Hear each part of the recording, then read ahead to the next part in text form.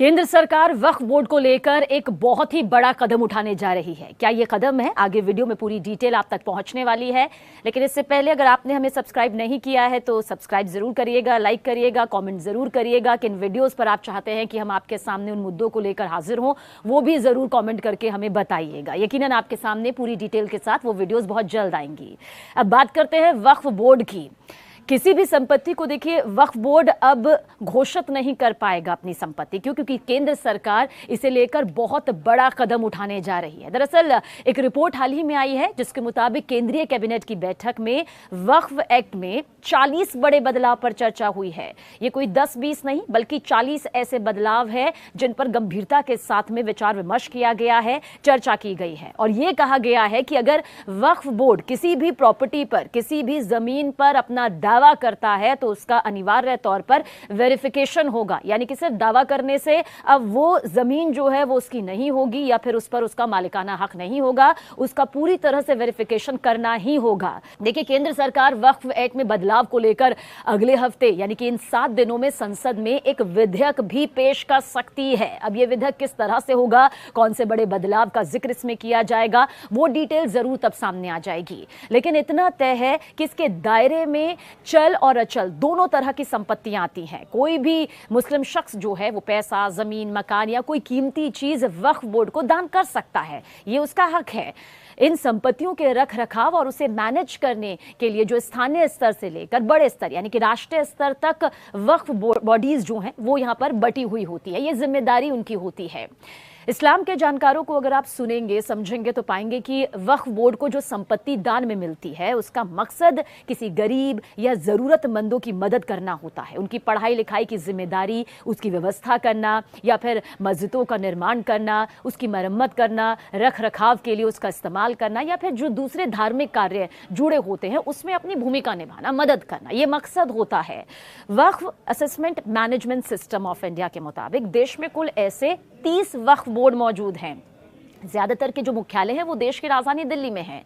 केंद्र सरकार का सेंट्रल वक्फ काउंसिल इन वक्फ बोर्डों के साथ में अपना एक बैलेंस बैठाता है, तालमेल करता है, ताकि ये देखा जाए कि जो ये कामकाज है पूरी तरह से नियमों के मुताबिक चल रहा है या फिर नहीं चल रहा है। वैसे इतिहास के पन्नों को पलटेंगे तो ये भी समझिए कि साल 1954 यानी कि 1954 में जवाहरलाल नेहरू की सरकार के वक्त में वक्फ एक्ट पास किया गया था, जिसका मकसद वक्फ से जुड़े कामकाज को आसान बनाना था, सरल बनाना था और तमाम प्रावधान इसमें तय करना था। और इस एक्ट में वक्फ की संपत्ति पर दावे से लेकर इसका रख रखाव, इसे लेकर कई प्रावधान है जो इससे पहले हमने पूरी डिटेल के साथ आपको यहां पर बताया। लेकिन इस एक्ट में दिए गए प्रावधानों के मुताबिक साल 1964 में अल्पसंख्यक मंत्रालय के अधीन केंद्रीय वक्फ परिषद का गठन यहां पर हुआ और फिर ये वक्फ बोर्डों के कामकाज के मामलों में एक तरीके से केंद्र को सलाह देती है। वक्त बदलता गया, बढ़ता गया, जिस तरह से यहाँ पर पूरी तस्वीर सामने आई, अब 40 बड़े बदलावों का जिक्र यहाँ पर किया जा रहा है। वैसे आपको ये भी बता दें कि आंकड़े ये भी कहते हैं कि वक्फ बोर्ड के पास 8 लाख एकड़ से ज्यादा जमीन मौजूद है। साल 2009 में ये जमीन 4 लाख एकड़ हुआ करती थी, जो कुछ ही सालों में बढ़कर अब दोगुनी हो गई है। सोचे कितना बड़ा उछाल जमीन के हक में, मालिकाना हक में यहाँ पर सामने आई है। और इन जमीनों में ज्यादातर मस्जिद, मदरसा, कब्रगाह मौजूद है। वैसे पिछले साल अल्पसंख्यक मंत्रालय ने लोकसभा में यह भी जानकारी साझा की थी कि दिसंबर 2022 तक वक्फ बोर्ड के पास कुल 8,65,644 अचल संपत्तियां थी। सोचिए, एक बड़ा आंकड़ा यहां पर सामने आया। और वक्फ बोर्ड को ज्यादातर संपत्तियां मुस्लिम शासनकाल में मिली, ये हर कोई जानता है, क्योंकि उसी काल में ये वक्फ बोर्ड के पास में सामने आई जब दिल्ली सल्तनत की स्थापना के साथ ही वक्फ बोर्ड को ये संपत्तियां यहां पर लगातार मिलती रही। मुगलों के शासनकाल में भी वक्फ संस्थाओं को मस्जिद, मदरसा, कब्रगाह के लिए बेहिसाब जमीनें यहां पर मिली। और इसके अलावा 1947 में बंटवारे के वक्त पाकिस्तान जाने वाले तमाम मुसलमानों ने भी अपनी संपत्ति वक्फ बोर्ड को यहां पर दान कर दी थी।